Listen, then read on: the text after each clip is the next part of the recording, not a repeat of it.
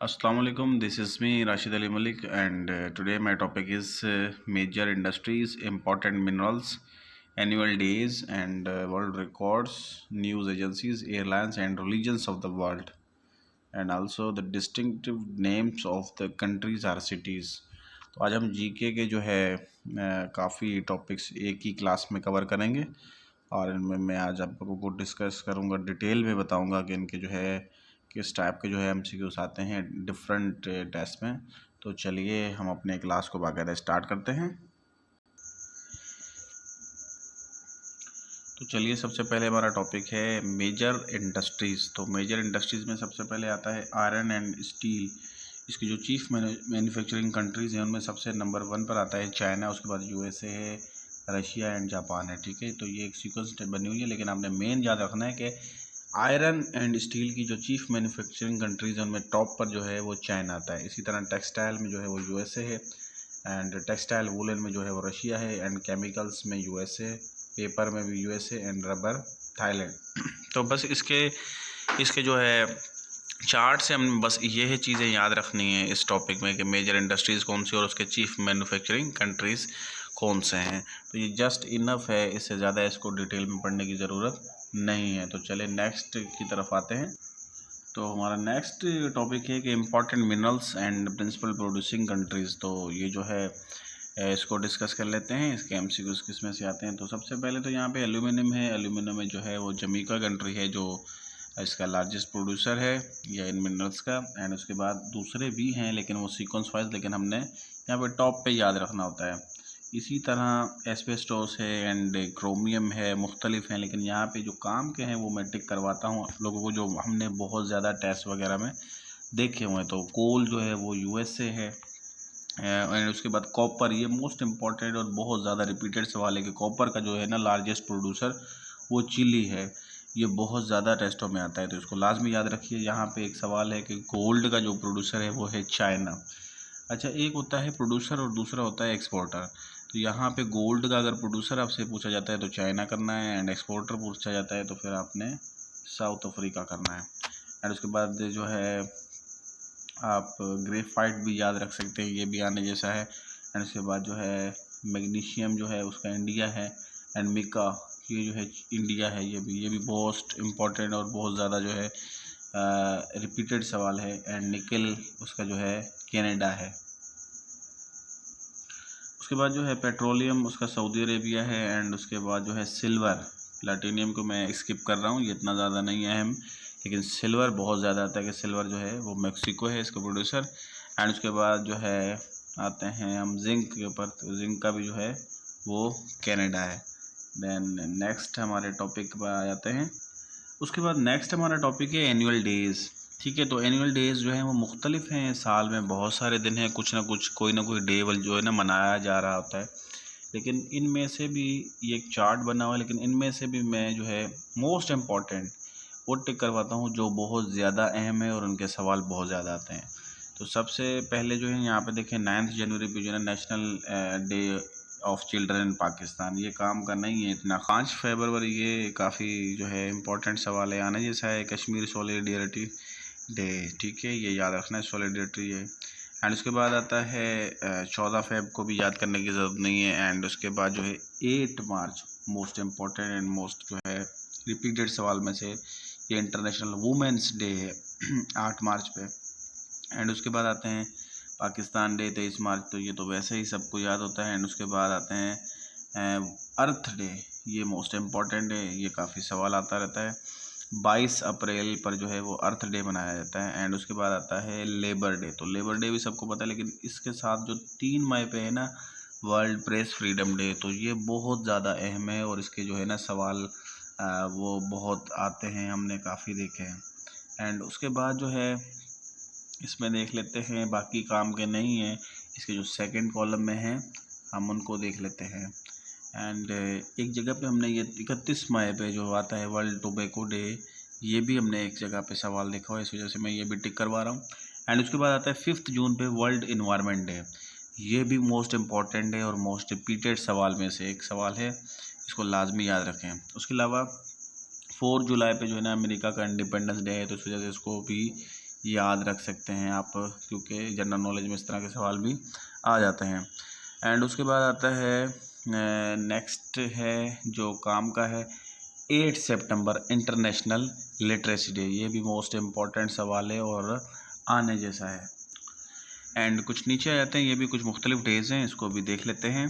तो इनमें जो इम्पोर्टेंट हैं वो है क्या कहते हैं इंटरनेशनल टीचर्स डे को भी आप याद रख सकते हैं, ये इंपॉर्टेंट है। उसके अलावा 24 अक्टूबर पर यूनाइटेड नेशंस डे, क्योंकि 24 अक्टूबर 1945 को जो है यूएन बनी, तो इस वजह से हर साल 24 अक्टूबर को यूनाइटेड नेशंस डे का जो है मनाया जाता है। उसके बाद जो है 27 अक्टूबर पर जो है वो कश्मीर के लिए ब्लैक डे मनाए जाते हैं, क्योंकि कश्मीर पर जो है वो कब्ज़ा किया था इंडियन स्टेट पर, जो ऑक्यूपाइड कश्मीर है।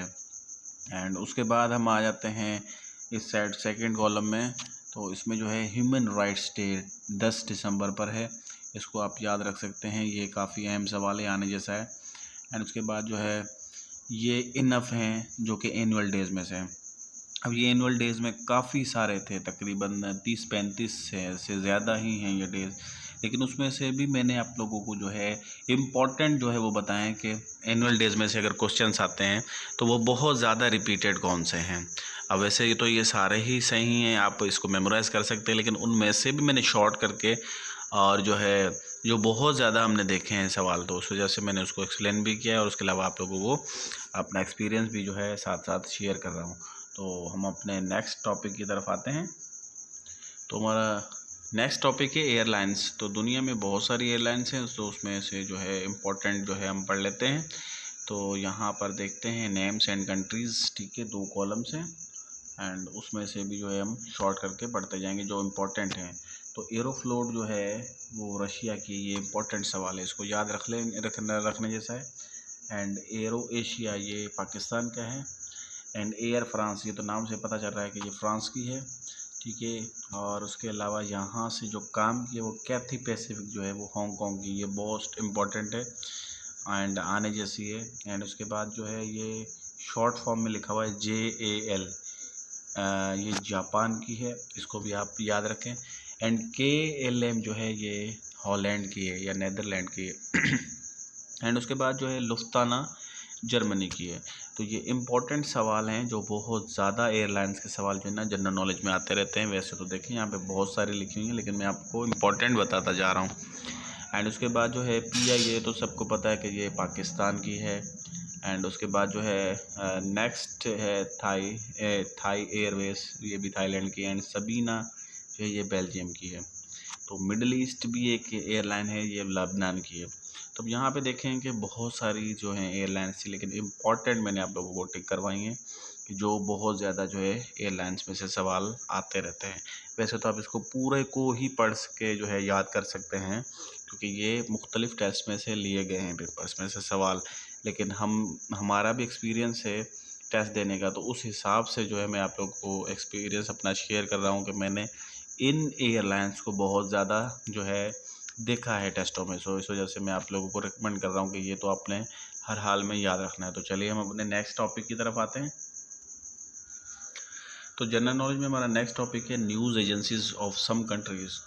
तो दुनिया में तकरीबन जो है 200 के करीब जो है कंट्रीज़ हैं, लेकिन उसमें से हम इम्पॉर्टेंट जो है ना कंट्रीज़ की न्यूज़ एजेंसीज़ को आज हम पढ़ेंगे, जो जनरल नॉलेज में इन न्यूज़ एजेंसीज़ में से सवाल आए हुए हैं। तो सबसे पहला जो है ना AFP जो है वो न्यूज़ एजेंसी है फ्रांस की। ये मोस्ट इम्पॉर्टेंट सवाल है, और इसका सवाल कुछ यूँ पूछा जाता है कि दुनिया की सबसे जो है ओल्डेस्ट न्यूज़ एजेंसी कौन सी है, वो है AFP, और वो है किस कंट्री की, फ्रांस की। तो ये इम्पॉर्टेंट है, इसको आप लोगों ने लाजमी याद रखना है। एंड उसके बाद जो है AGI, ये इटली की है। एंड इसी लाइन में अगर आप देख सकते हैं कि APA, ये पाकिस्तान की है। एंड उसके अलावा API, ठीक है, ये इंडिया की है। और करंट पाकिस्तान में जो गवर्नमेंट चल रही है अभी, ये PTI की है, और PTI एक न्यूज़ एजेंसी है इंडिया की। तो ये भी याद रखना है, और इनके फुल फॉर्म भी जो है वो हम नेक्स्ट स्लाइड के ऊपर जो है डिस्कस करेंगे। इनके कभी कभी फुल फॉर्म भी आते हैं, ख़ास तौर पर पाकिस्तान की जो न्यूज़ एजेंसीज है। एंड उसके बाद है APP, ये भी पाकिस्तान की एसोसिएटेड प्रेस पाकिस्तान इसका करके फुल फॉर्म है। एंड इस कॉलम में जो है ये 5 मैंने न्यूज़ एजेंसीज़ को टिक किया, क्योंकि ये बहुत ज़्यादा जो है हमने देखी हैं। एंड नेक्स्ट कॉलम में आ जाते हैं, उसके बाद है DPA, ये जर्मनी की न्यूज़ एजेंसी है। एंड उसके अलावा IRNA, IRNA, ये ईरान की, ये मोस्ट इम्पॉर्टेंट है और बहुत ज़्यादा रिपीटेड में से है।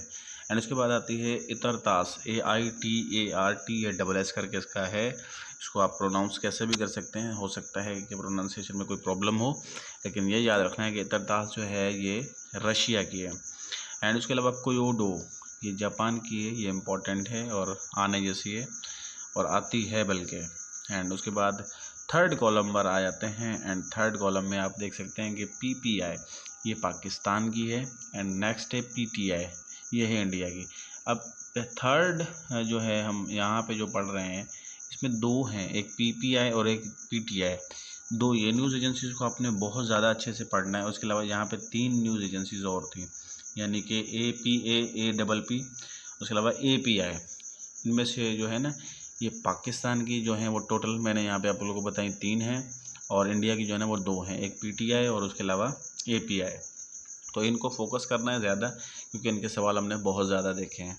एंड उसके बाद हम आ जाते हैं यहाँ पे, एक वफ़ा करके न्यूज़ एजेंसी है, ये है फ़लस्तीन की।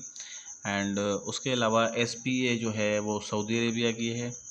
एंड उसके अलावा इतनी ज़्यादा हमने और कोई नहीं देखी। तो जिनको मैंने टिक करवाया ये मोस्ट इम्पॉर्टेंट है और ये बहुत ज़्यादा रिपीटेड भी हैं। तो चलिए हम अपने नेक्स्ट जो है टॉपिक की तरफ आते हैं। ये इनफ है, लेकिन इसकी जो है हम थोड़ी सी की पॉइंट और डिस्कस कर लेते हैं, उसके बाद हम अपने नेक्स्ट टॉपिक पर आएंगे। इसकी की पॉइंट्स को देख लेते हैं। तो न्यूज़ एजेंसीज़ की पॉइंट्स को देख लेते हैं। चार्ट हम पहले देख के आ चुके हैं। AFP is the oldest news agency of the world. जो मैंने पहले ही बताया था कि AFP जो है ना वो पुरानी न्यूज़ एजेंसी, और ये है किसकी, ये हमने पहले ही डिस्कस किया था कि ये फ्रांस की है, ये मैंने चार्ट से बताया था।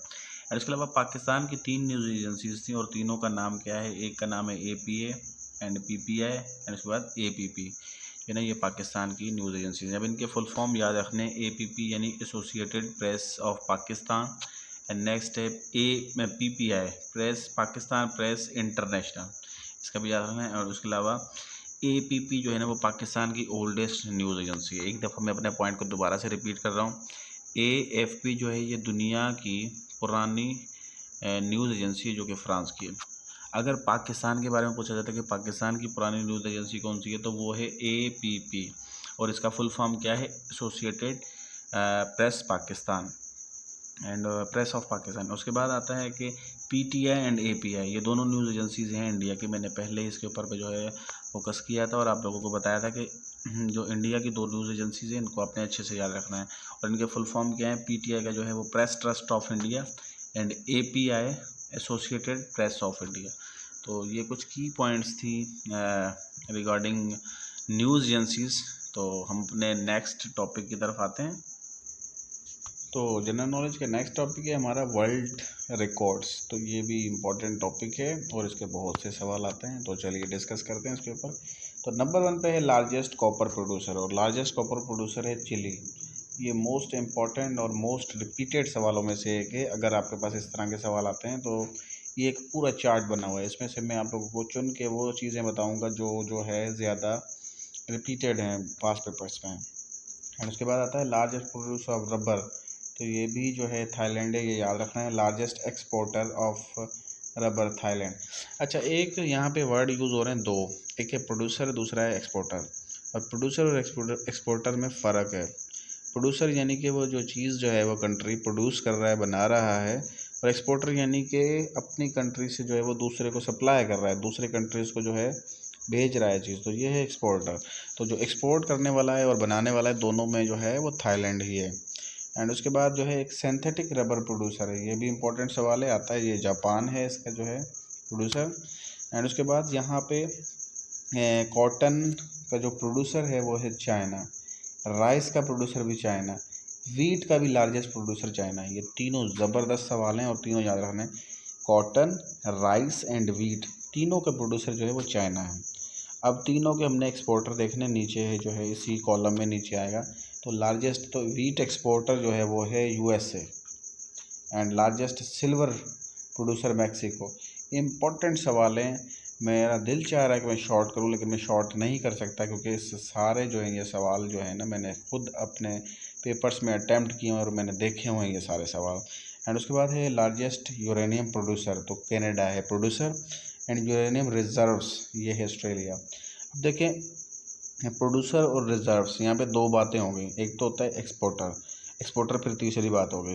प्रोड्यूसर यानी कि जो प्रोड्यूस करने वाला है, ठीक है। उसके बाद रिजर्व्स यानी कि उसके पास जो है, कंट्री के पास बहुत ज़्यादा जो है ना वसाइल हैं, मतलब हैं लेकिन वो खुद प्रोड्यूस नहीं कर सकते। जैसे कि हमारे पास पाकिस्तान में बहुत से रिजर्व्स हैं, मतलब इस तरह की मादनियात की चीज़ें जो है हमारे पास बहुत हैं बलूचिस्तान में। इस तरह का एक केस जो है आप लोगों के सामने रिकॉर्डिंग एक मंसूबा था जहाँ पे गोल्ड बहुत ज़्यादा जो है ना मिकदार में निकला था बलूचिस्तान से, लेकिन हमारे पास इतनी टेक्नोलॉजी अवेलेबल नहीं थी, तो फिर जो है हमने चाइना से जो है कांटेक्ट किया ये सारा काम करने के लिए। तो बिल्कुल इसी तरह रिजर्व्स अलग होती है, प्रोड्यूसर अलग होता है। तो यहाँ पे प्रोड्यूसर यूरेनियम का है तो वो कनाडा है, और अगर रिजर्व्स की बात आए तो वो ऑस्ट्रेलिया है, ठीक है। देन आगे चलते हैं, लार्जेस्ट नेचुरल गैस प्रोड्यूसर ये है रशिया। एंड नेचुरल गैस के रिजर्व्स भी जो हैं वो रशिया के अंदर हैं। तो ये इम्पोर्टेंट जो हैं क्वेश्चंस हैं इसके। तो नेक्स्ट चलते हैं इसी कॉलम के एंड में और इसके जो है डिस्कस करते हैं आगे। लार्जेस्ट जो है नेचुरल गैस रिजर्व्स भी जो है वो रशिया में, या पहले ही पॉइंट डिस्कस कर लिया था। Largest exporter of rice Thailand है। एंड उसके बाद है largest sugar cane producer Brazil है, ठीक है। तो ये ब्राज़ील वाला सवाल भी बहुत ज़्यादा रिपीटेड है और हमने इसको जो है बहुत टेस्टों में देखा है। तो वर्ल्ड रिकॉर्ड्स के जो दूसरा कॉलम है उसमें से जो इम्पोर्टेंट सवाल देख लेते हैं, यानी कि कॉलम 1 में कोई भी चीज़ स्किप करने की नहीं है, सारी चीज़ें जो है आप लोगों ने याद रखनी है। उसके बाद आता है लार्जेस्ट शुगर एक्सपोर्टर। अब देखिए शुगर कैन जो प्रोड्यूसर था वो हमने डिस्कस किया नीचे, जो है वो है ब्राज़ील। अगर शुगर एक्सपोर्टर की बात हो रही है तो वो है क्यूबा। और आगे चलते हैं, largest exporter of cotton, cotton का जो एक्सपोर्टर है वो है यूएसए। तो हमने पहले कॉलम में यहाँ पे डिस्कस किया था कि वीट, राइस एंड उसके अलावा कॉटन, तो ये तीनों का जो प्रोड्यूसर था वो चाइना था, लेकिन एक्सपोर्टर जो है इनके चेंज हैं, हमने डिस्कस किए, ठीक है। उसके बाद आगे चलते हैं कि लार्जेस्ट टी प्रोड्यूसर इंडिया है। ये इंपॉर्टेंट सवाल है, बहुत ज़्यादा आने जैसा है और हमने बहुत जगहों पे देखा है। एंड लार्जेस्ट टी एक्सपोर्टर, अब देखें फिर वो दो चीज़ें हो गई कि प्रोड्यूसर जो है वो इंडिया है, एक्सपोर्टर जो है वो श्रीलंका है। एंड आगे चलते हैं, इसमें जो है स्किप करने का अभी वक्त हुआ जाता है, कोकोनट प्रोड्यूसर इंडोनेशिया, ये भी बहुत कम देखा है हमने। और उसके अलावा जो है इस कॉलम में अभी और ज़्यादा याद करने की ज़रूरत नहीं है, तो मैं जो है स्क्रॉल करके नीचे आता हूँ। एंड बाकी भी सारे मैंने जो है वो पढ़ लिए हैं, इनमें से और कोई याद करने की ज़रूरत नहीं है। एंड नेक्स्ट पेज पर आ जाते हैं और उस पर भी जो है प्रोड्यूसर को कुछ देख लेते हैं रिकॉर्ड्स में। And largest producer of gold, तो गोल्ड का जो प्रोड्यूसर है वो है चाइना। एंड गोल्ड का जो एक्सपोर्टर है वो है साउथ अफ्रीका। तो ये मैं पहले भी बता चुका था आप लोगों को कि ये जो है ना चाइना एंड साउथ अफ्रीका दो आते हैं और दोनों जो है ना कंफ्यूज कर रहे होते हैं जब गोल्ड की बात हो रही हो, तो दो वर्ड यूज़ होते हैं, मैंने पहले ही बताया और एक्सप्लेन भी किया कि प्रोड्यूसर जो है वो चाइना है एंड एक्सपोर्टर जो है वो साउथ अफ्रीका है। एंड नेक्स्ट आते हैं कि लार्जेस्ट प्रोड्यूसर ऑफ कोल, कोल जो है वो चाइना है, जो कंज्यूमर जो है कोल का वो भी चाइना है, और जो रिजर्व्स हैं वो कोल के वो सबसे ज़्यादा यूएसए में हैं। बाकी चीज़ें आप लोगों ने स्किप करनी है इस लाइन में। एंड उसके बाद आ जाते हैं लार्जेस्ट प्रोड्यूसर ऑफ क्रोमेट, ये इम्पोर्टेंट है और ये आने जैसा है, साउथ अफ्रीका। एंड उसके बाद जो है नेक्स्ट देखते हैं स्क्रॉल करके नीचे जी, तो इसमें जो है सोलर एनर्जी प्रोड्यूसर, ये याद रखने जैसा है, ये आता भी है, तो जापान है। एंड इस कॉलम में ये ही काफ़ी हैं याद करने के लिए।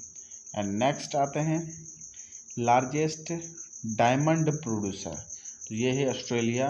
एंड लार्जेस्ट मिका प्रोड्यूसर, ये पिछले पेज पे भी हमने पढ़ा था, इंडिया। एंड लार्जेस्ट टोबैको जो है वो है चाइना। एंड लार्जेस्ट सल्फ़र, ज़बरदस्त सवाल है और बहुत ही इंपॉर्टेंट सवाल है, यूएसए है।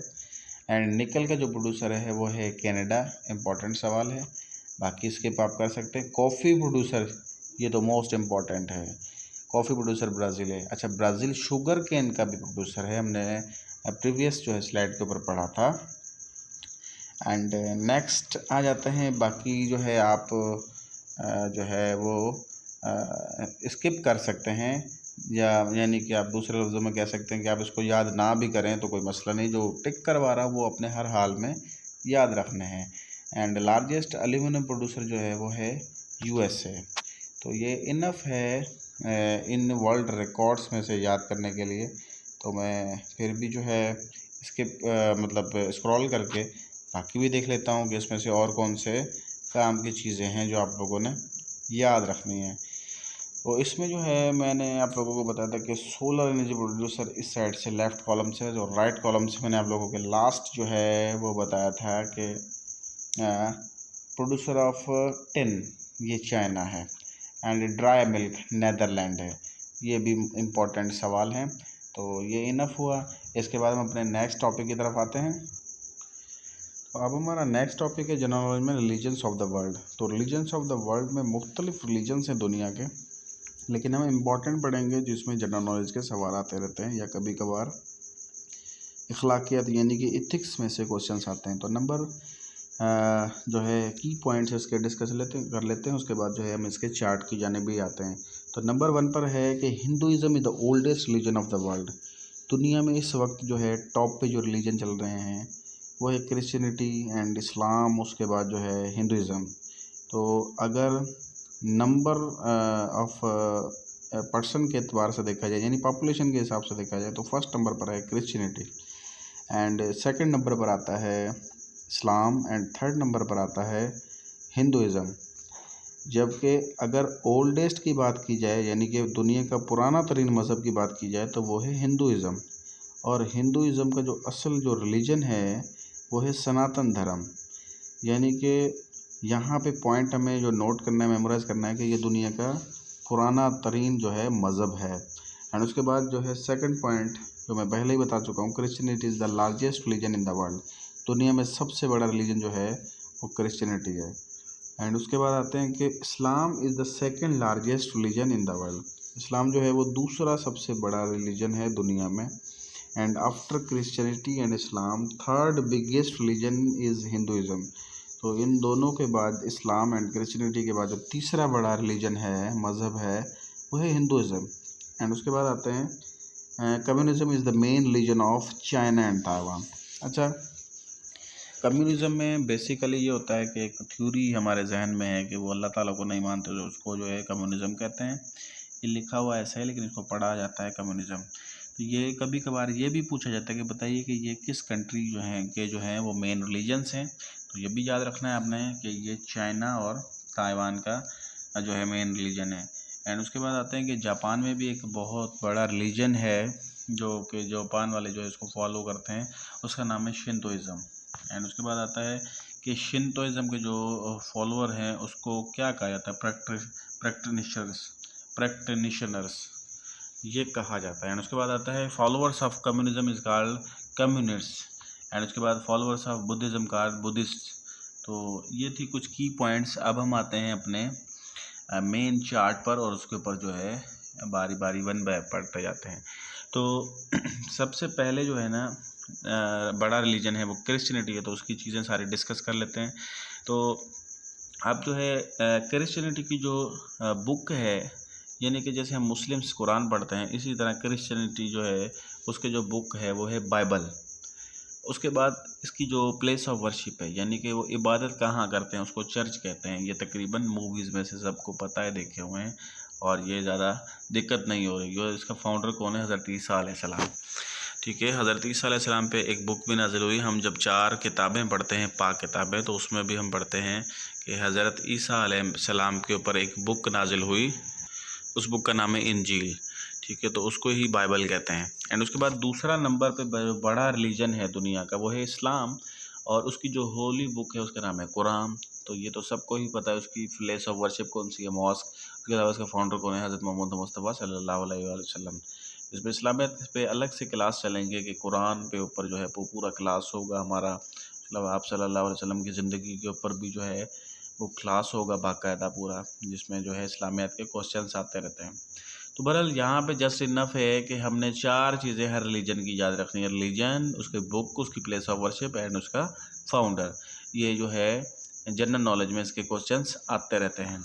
एंड उसके बाद आता है हिंदुज़म। तो हिंदुज़म की जो मेन बुक है वो है गीता, और उसके अलावा प्लेस ऑफ वर्शिप इसको टेम्पल कहा जाता है। एंड उसके बाद आता है राम कृष्णा, इसका मेन फाउंडर है। वैसे इसके फाउंडर में तज़ाद है, काफ़ी जो है वो मुख्तलिफ नाम आते हैं, लेकिन इनका जो मेन नाम है वो है राम कृष्णा। एंड उसके बाद आते हैं कि 4th नंबर पर जो है रिलीजन, उसका नाम है बुद्धिज़्म, और इसकी बुक का नाम है त्रिपिटका, और इसकी प्लेस ऑफ वर्शिप है स्टोपा, ठीक है। एंड उसके अलावा फाउंडर इसका जो है वो गौतम सिद्धार्थ। तो ये बहुत ज़बरदस्त है बुद्धिज़्म की ये सवाल। जो 3 नेक्स्ट पॉइंट है, book, place of worship and founder, ये हमने काफ़ी जगहों पे जनरल नॉलेज में सवाल देखे हुए हैं। और उसके अलावा आता है कम्युनिज़्म। तो कम्युनिज़्म जो है वो 5th नंबर पर है, और उसके अलावा इसकी जो बुक है उसका नाम है एनालिटिक्स। एंड उसके अलावा प्लेस ऑफ वर्शिप जो है वो टेम्पल है, इसको भी टेम्पल कहा ही जाता है, लेकिन वो कम्युनिस्ट है। और उसके अलावा इसका जो फाउंडर है उसका नाम है कुंग फू तुसू।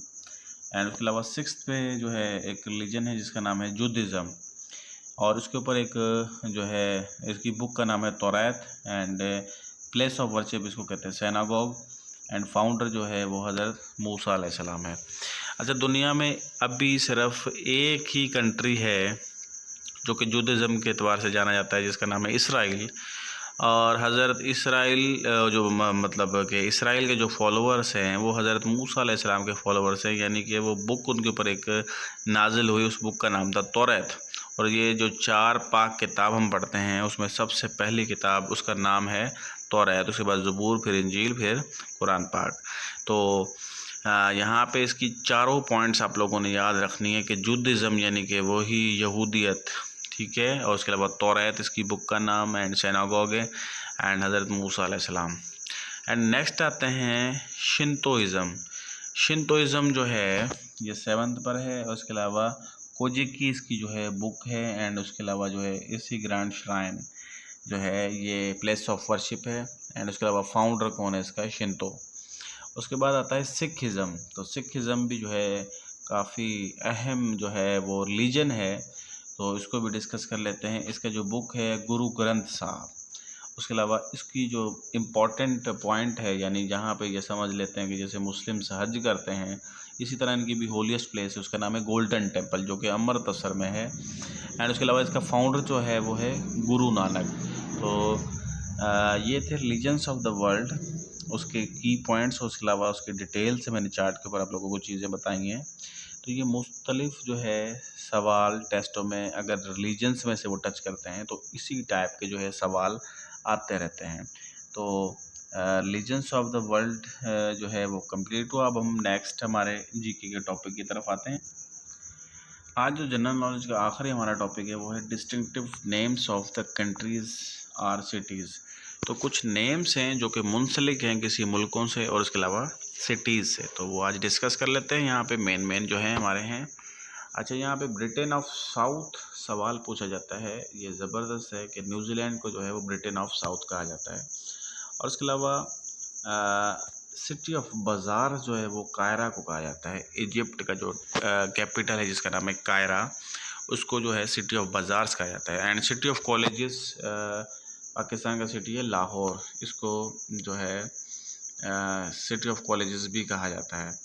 एंड नेक्स्ट है सिटी ऑफ पोप्स, ये इम्पॉर्टेंट है। सिटी ऑफ पोप्स जो है वो इटली का शहर है रोम, उसको कहा जाता है city of pops. And city of 7 hills, ये भी इसका टाइटल है रोम का। एंड उसके अलावा आते हैं नेक्स्ट है हमारा डार्क कॉन्टिनेंट। ये भी ज़बरदस्त सवाल है, और अफ्रीका को जो है वो डार्क कॉन्टिनेंट भी कहा जाता है। एंड उसके अलावा आता है एमराल्ड आइलैंड, तो ये आयरलैंड को कहा जाता है। एंड उसके बाद आता है एम्पायर सिटी। तो एम्पायर सिटी जो है वो न्यूयॉर्क को जो है वो कहा जाता है। एंड उसके बाद आते हैं फॉरबिडन सिटी, ये इम्पोर्टेंट है और याद करने जैसा है। लासा, चाइना का जो सिटी है लासा, उसको कहते हैं फॉरबिडन सिटी। एंड उसके बाद आता है फॉरबिडन लैंड। तो फॉरबिडन लैंड में जो है वो ना तिब्बत है, चाइना। एंड उसके अलावा आता है गेट वे ऑफ पाकिस्तान, तो ये कराची है, ये भी याद रखना है आप लोगों ने, इस पर सवाल आते रहते हैं।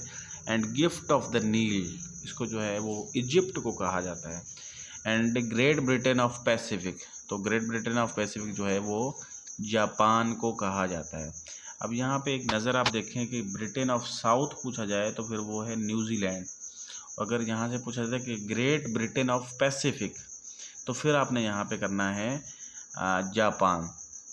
तो इसके और कुछ जो है वो पॉइंट्स हैं, हम स्क्रॉल करके नीचे अभी पढ़ लेते हैं। तो इसमें जो है नेक्स्ट आ जाता है कि इक्वेटर ऑफ द अर्थ जो है वो हिमालयाज़ को कहा जाता है। एंड उसके अलावा एक कॉन्टिनेंट है, उसको आइलैंड कॉन्टिनेंट भी कहा जाता है उसको, वो है ऑस्ट्रेलिया। क्योंकि ऑस्ट्रेलिया एक ऐसा कॉन्टिनेंट है जिसके साथ कोई दूसरा कॉन्टिनेंट ही नहीं है, और उसके अलावा जो कंट्रीज़ हैं वो आइलैंड्स ही हैं, यानी कि उस कंट्री के साथ दूसरा कंट्री नहीं है, वो खुद पानी में है, उनके चारों तरफ पानी ही पानी है। तो इस वजह से इस कॉन्टिनेंट को जो है ना आइलैंड कॉन्टिनेंट भी कहा जाता है। अमूमन जो दूसरे कॉन्टिनेंट्स हैं यानी कि यूरोप है, अफ्रीका है और एशिया है और नॉर्थ अमेरिका, साउथ अमेरिका, तो ये मिलते जुलते हैं एक दूसरे के साथ, यानी कि इनकी लैंड्स एक दूसरे के साथ मिलती जुलती हैं। जबकि ऑस्ट्रेलिया है ये अलग ही है सारे कॉन्टिनेंट से, और उसके अलावा फिर इनके जो अलग कंट्रीज़ हैं वो भी मुकम्मल के मुकम्मल पानी में, मना किसी दूसरे के साथ उनकी सरहद टच नहीं है। तो इस वजह से इसको जो है ना आइलैंड कॉन्टिनेंट भी कहा जाता है। एंड उसके बाद आते हैं स्ले ऑफ पेल्स, ये जो है बहरेन को कहा जाता है, ठीक है। एंड उसके बाद आते हैं की टू मेडिटेरियन सी, इसको जो है वो गिब्राल्टर जो है, इसको जो है ये इसको इस नाम से भी कहा जाता है। And king of Indian forest teak, land of cakes Scotland, and land of deserts Africa, and land of 5 rivers Punjab, and land of golden fibre Bangladesh, land of golden fleece Australia, and land of maple Canada. मेरा दिल बहुत चाह रहा है कि मैं यहाँ से शॉर्ट करूँ, आप लोगों को बताऊँ, लेकिन ये सारे सवाल हमारी नज़र से पास पेपर्स में गुजरे हुए, इस वजह से मैं जो है इसको स्किप नहीं कर सकता। तो नेक्स्ट चलते हैं, जहाँ पे मुझे स्किप की नज़र आए कि ये पॉइंट मैंने कम देखा है टेस्टों में, तो उसको मैं स्किप ज़रूर करूँगा। लैंड ऑफ मिडनाइट सन, तो इसको नॉर्वे को कहते हैं। And land of morning calm Korea, and land of rising sun Japan. ये भी इम्पोर्टेंट सवाल है, याद रखना है। एंड उसके अलावा आता है लैंड ऑफ 1000 आइलैंड्स, तो ये जो है लैंड ऑफ 1000 आइलैंड्स फिनलैंड को कहा जाता है। Land of white elephants Thailand को कहा जाता है। एंड उसके बाद आता है कि पर्ल ऑफ एंटाइल्स, तो ये क्यूबा है। एंड उसके बाद आते हैं प्लेग्राउंड ऑफ यूरोप, इम्पोर्टेंट है ये भी, Switzerland. And river in sea gulf stream. उसके बाद आता है कि रोम ऑफ इंडिया, किसको कहा जाता है, दिल्ली को, याद रखना है। एंड सिल्वर सिटी जो है वो अल्जियर्स को कहा जाता है। एंड उसके अलावा sorrow of China, the Hwang Ho river है, उसको कहता है सारो ऑफ चाइना। उसके बाद आता है कि विंडी सिटी जो है वो शिकागो को जो है ना विंडी सिटी भी कहा जाता है। अच्छा, जापान को जो है ना लैंड ऑफ राइजिंग सन भी कहा जाता है, वो इस वजह से क्योंकि दुनिया में सबसे पहले जो है, जो मुख्तलिफ़ कंट्रीज़ हैं दुनिया में, उसमें सबसे पहले जो है सूरज की रोशनी जो है वो जापान पर पड़ती है, इस वजह से इसको लैंड ऑफ राइजिंग सन भी कहा जाता है। यानी सबसे पहले सुबह जो है अगर हम बात की जाए तो वो जापान में होती है। वैसे तो आप देख सकते हैं कि पाकिस्तान में जो कुछ और टाइम हो रहा होता है, इंडिया में कुछ हो रहा होता है, सऊदी अरेबिया में कुछ और हो रहा होता है। तो इसी तरह अगर हम बात करेंगे वो कौन सा मुल्क है जो कि सबसे पहले जो है उधर जो है सूरज की रोशनी पहुंचती है, तो वो है जापान। एंड उसके बाद फिर मुख्तलिफ़ टाइम पीरियड्स के बाद जो है दूसरे कंट्रीज़ में भी दिन निकलना शुरू हो जाते हैं और फ़र्क आते हैं। और ये जनरल नॉलेज का एक अलग से टॉपिक है, लैटिट्यूड लॉन्गिट्यूड्स, और उसके अलावा इनके ऊपर डिपेंड करता है कि ये कैसे दिन रात हो रहा होता है। उसके अलावा इसकी एक अलग टर्मिनोलॉजीज़ है, उसके ऊपर एक अलग से क्लास होगा। तो आज का क्लास मेरा जो है वो कंप्लीट हुआ। जनरल नॉलेज का जो है क्लास था, उसके अंदर सब टॉपिक्स थे मेरे 6, तो उन 6 टॉपिक्स को मैंने जो है अच्छे से एक्सप्लेन किया और साथ ही साथ पास पेपर का हवाला भी दे के आप लोगों को एक्सप्लेन किया है। तो आज का क्लास मेरा कंप्लीट हुआ। इंशाल्लाह नेक्स्ट क्लास में आपके साथ एक नए टॉपिक के साथ हाज़िर होंगे। तब तक के लिए मुझे इजाज़त दीजिए। अल्लाह हाफ़िज़।